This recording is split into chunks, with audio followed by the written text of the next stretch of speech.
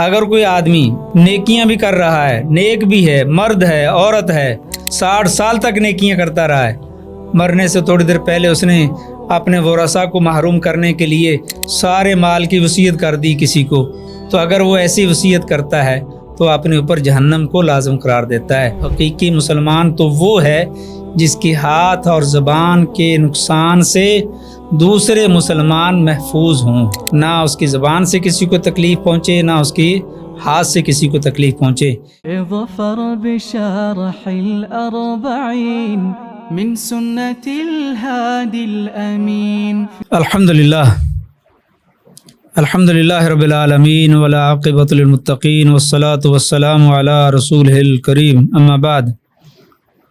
عن ابی سعید سعد بن مالک بن سنان الخدری رضی اللہ تعالی عنہ ان رسول اللہ صلی اللہ علیہ وآلہ وسلم قال لا ضرر ولا ضرار۔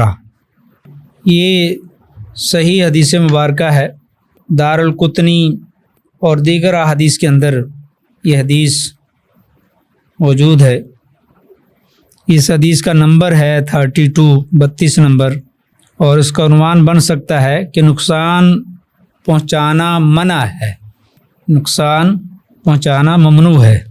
ابو سعید سعد بن مالک بن سنان الخدری، ابو سعید خدری کے نام سے جو مشہور ہیں، ان کا پورا نام ہے سعد بن مالک رضی اللہ تعالیٰ عنہ۔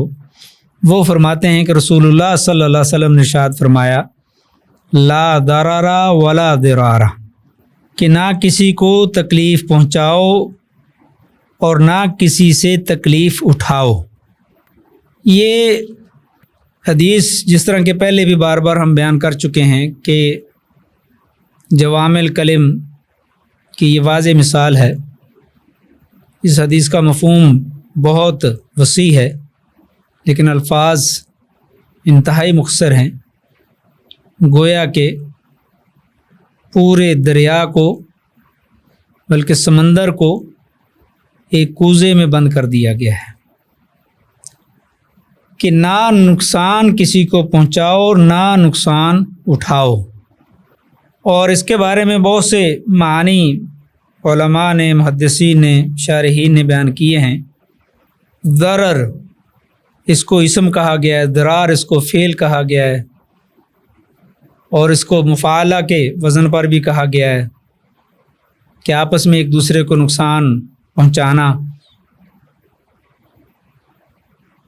تو بنیادی طور پر اس حدیث میں یہ بتایا جا رہا ہے کہ کسی کو نقصان نہیں پہنچانا، کسی کو تکلیف نہیں دینی، کسی کو دکھ نہیں دینا، کسی بھی طرح سے کسی کو تنگ نہیں کرنا، کسی کے لیے کوئی تکلیف کا سبب نہیں بننا، پریشانی کا سبب نہیں بننا۔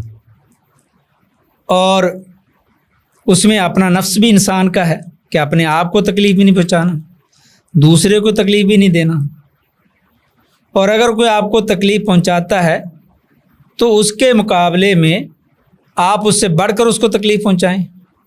وہاں حکم ہے، پہلی بات تو ہے کہ صبر کریں۔ اگر آپ صبر نہیں کر سکتے، آپ بدلہ لینا چاہتے ہیں تو اتنا سا ہی لیں جتنا آپ کو اس نے نقصان پہنچایا، اس سے بڑھ کر نہیں۔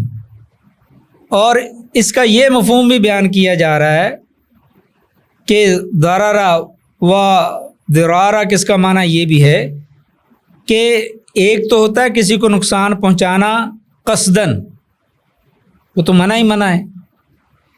ایک آدمی کا ارادہ نہیں ہے نقصان پہنچانے کا، نیت نہیں ہے، لیکن دوسرے کو نقصان ہو رہا ہے۔ اس کی مثال یہ بیان کی جا رہی ہے، دو مثالیں ہیں۔ ایک مثال تو یہ بیان کی جا رہی ہے کہ آپ کے گھر میں درخت ہے اور آپ نے اس نیت سے نہیں لگایا کہ پڑوسی کو تکلیف ہو، نقصان ہو۔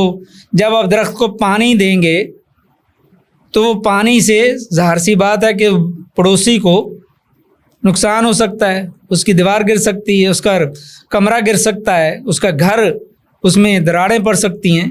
جب پانی جائے گا، پانی زیادہ دیں گے آپ، تو آپ نے درخت اس کو نقصان دینے کے لیے نہیں لگایا اور پانی بھی اس کو نقصان کے لیے نہیں دے رہے، لیکن اس کو نقصان تو ہو رہا ہے نا، تو اس سے بھی منع کیا گیا ہے۔ اور یہ ضرر ہے، اور ضرار یہ ہے کہ آپ قصداً درخت لگاتے ہیں اور آپ کی نیت یہ ہے کہ میں درخت لگاؤں گا اور اس کو پھر پانی دوں گا، اور اس پانی سے پڑوسی کو تکلیف ہوگی، اس کا گھر گر جائے گا۔ تو اگر قصداً آپ تکلیف دے رہے ہیں تو یہ ضرار ہے، قصداً بھی منع ہے کہ آپ اس کو تکلیف کا ارادہ رکھتے ہیں، تکلیف دینا چاہتے ہیں، تو یہ بھی منع ہے، اس سے بھی روکا گیا ہے۔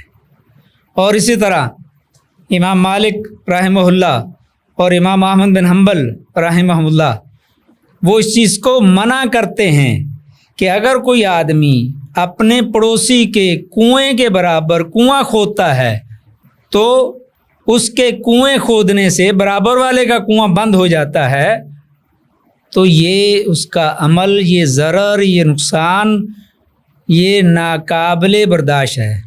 اس کا کنواں بند کروایا جائے، اس کو اجازت نہ دی جائے کہ وہ دوسرے کے کنویں کو وہ بند کر دے۔ برابر میں اگر اس کے کنواں کھودے گا تو دوسرے کا کنواں بند ہو سکتا ہے یا اس کا پانی کم ہو سکتا ہے۔ تو یہ بھی ضرر اور ضرار کی مثالیں ہیں۔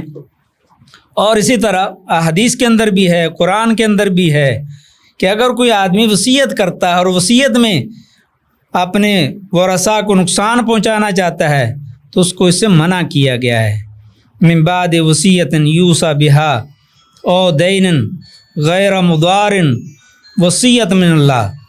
اگر کوئی ایسی وصیت کرتا ہے جس سے دوسرے کو نقصان ہو رہا ہے، اس کی وصیت میں جو اگر نقصان ہو رہا ہے تو اس کی وصیت پر عمل نہیں کیا جائے گا۔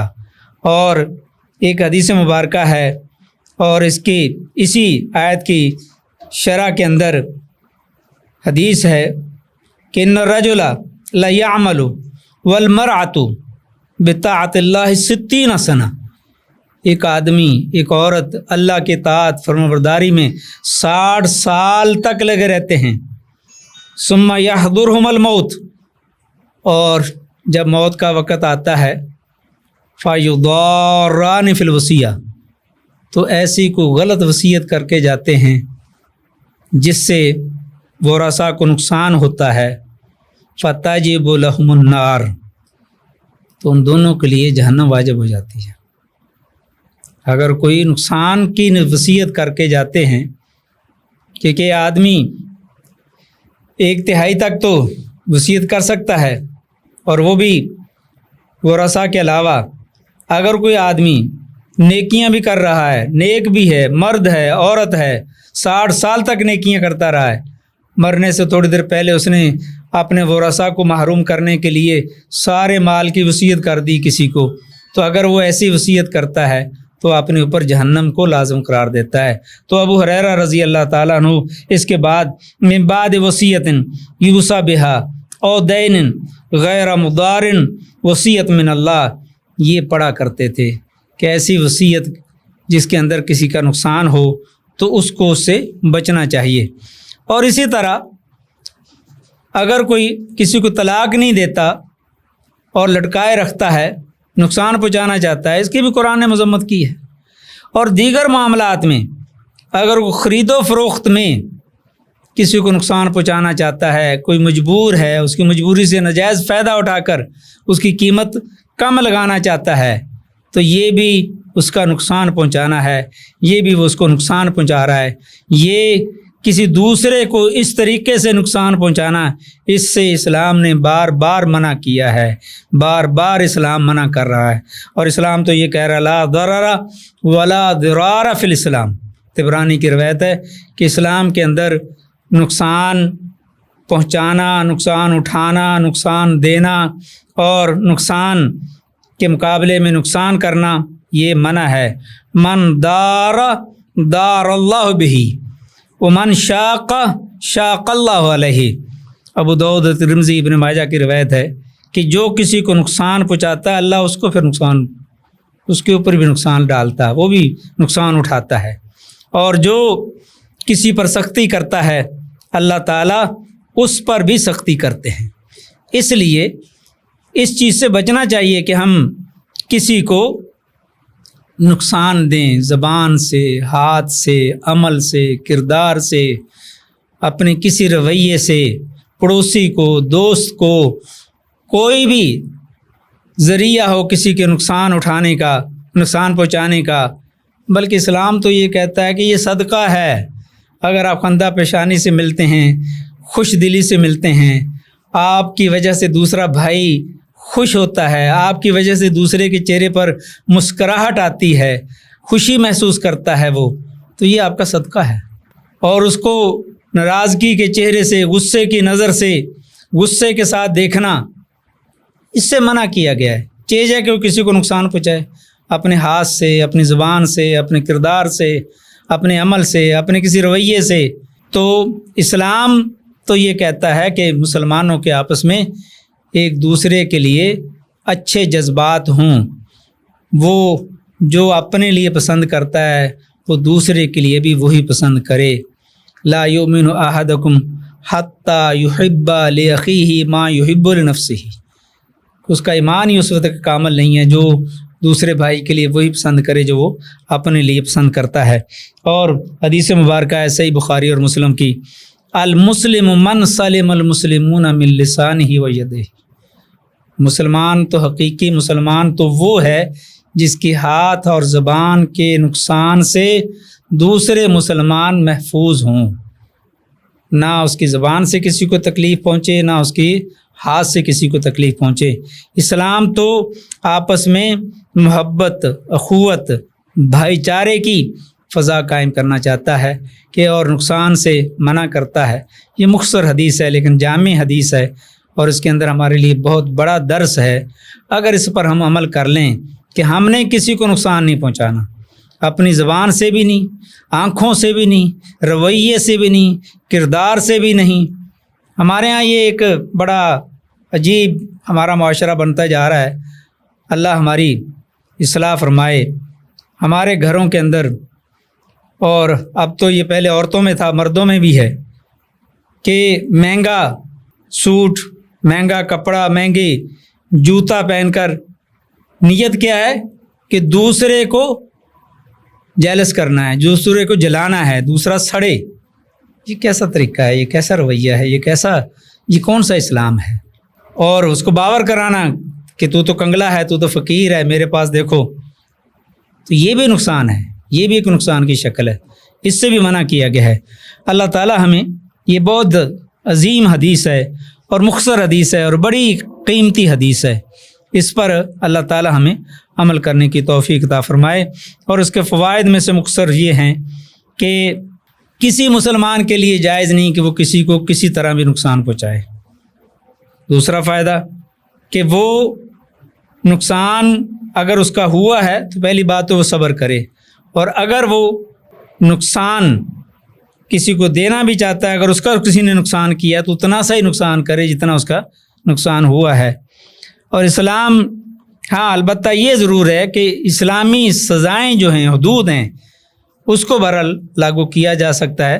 اس کو کوئی یہ نہ کہے کہ یہ تو اس کو نقصان پہنچایا جا رہا ہے، وہ تو اللہ کی حدود ہیں، اس پر تو عمل کرنا ضروری ہے۔ تیسرا فائدہ ہے۔ اور چوتھا فائدہ یہ ہے کہ اسلام دشمنی پر مبنی جتنے بھی جذبات ہیں اس سے منع کرتا ہے، کہ انسان کے اندر انتقامی سوچ، دشمنی کے جذبات، اس سے انسان کو بچنا چاہیے، اور انتقامی سوچ سے انسان کو باز رہنا چاہیے۔ اور پانچواں فائدہ یہ ہے کہ ایمان ایسی چیز نہیں جو صرف زبانی کلامی بس مومن۔ اسلام، ایمان کا مطلب ہے کہ اس کے عمل سے بھی ثابت ہو کہ یہ مومن ہے، وہ دوسروں کی عزت کا محافظ ہو، دوسرے کے مال کا محافظ ہو، دوسرے کو نقصان سے بچائے، اگر اس کا نقصان ہو رہا ہے تو اس کے لیے جان بھی اگر دے دے تو وہ شہید ہے۔ اور ہمارے ہاں تو یہ ہے کہ ہم قصداً جان بوجھ کر دوسروں کو نقصان پہنچا رہے ہوتے ہیں۔ تو اسلام، ایمان صرف زبانی کلامی نہیں ہے بلکہ عمل ہے، کہ وہ اپنے عمل سے ثابت کرے۔ قرون اولیٰ میں لوگ اسلام میں داخل ہوئے، اس کے بعد بھی جو کثرت سے لوگ داخل ہوئے ہیں وہ صرف زبان سے نہیں، کلام سے نہیں، بلکہ عمل سے، مسلمانوں کے عمل سے، ان کے کردار سے، کردار دیکھ کر لوگ مسلمان ہوئے ہیں۔ تو یہ حدیث ہمیں یہ بتاتی ہے کہ ہم آپس میں پیار محبت سے رہیں اور آپس کے رابطے مضبوط ہوں اور معاشرے میں بھی محبت اور تعاون والے جذبات ہوں، رویے ہوں۔ اللہ تعالی ہمیں عمل کرنے کی توفیق عطا فرمائے۔ وآخر دعوانا الحمدللہ رب العالمین۔ قال الله قال رسوله قال الصحابة هم أولو العرفان ما الدين نصبك للخلاف سفاهة بين الرسول وبين قول فلان